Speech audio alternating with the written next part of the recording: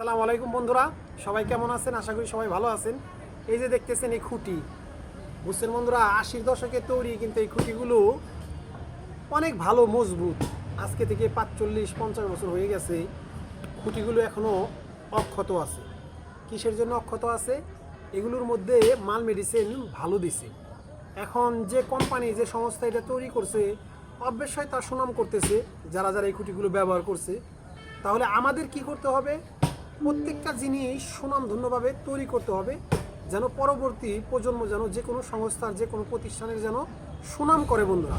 এই জন্য আমাদের কী করতে হবে? ভালোভাবে জিনিসগুলো তৈরি করতে হবে। এবং কি এই বাংলাদেশটা আপনার ভালোভাবে জিনিস তৈরি করার মানে সাপেক্ষে কিন্তু এই বাংলাদেশ কিন্তু আস্তে আস্তে আস্তে আস্তে এগিয়ে যাবে এবং কি সারা পৃথিবীর মাঝে সুনাম করবে, এবং কি দেশের ভিতরে আপনার প্রতিষ্ঠানেরও সুনাম হবে বন্ধুরা। শুধু এই খুঁটি নয় বন্ধুরা, এই খুঁটি তো একটা স্যাম্পল জিনিস। যে কোনো প্রতিষ্ঠান, আপনারা যে কোনো জিনিস যদি তৈরি করেন বন্ধুরা, তাহলে ভালোভাবে 16 আনা দিয়ে তৈরি করার চেষ্টা করবেন বন্ধুরা।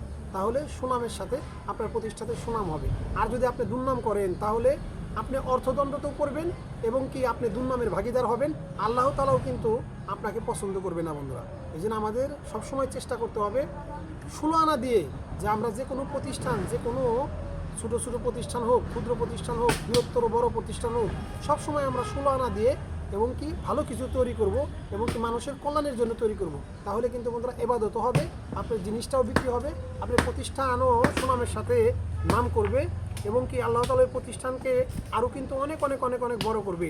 দেশ সেরা প্রতিষ্ঠান বানাবে হয়তো একদিন পৃথিবী সেরা প্রতিষ্ঠান বানাবে বন্ধুরা।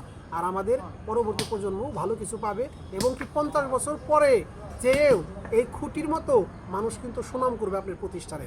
সবাই ভালো থাকবেন, সবার ব্যবসায় বরকত হোক।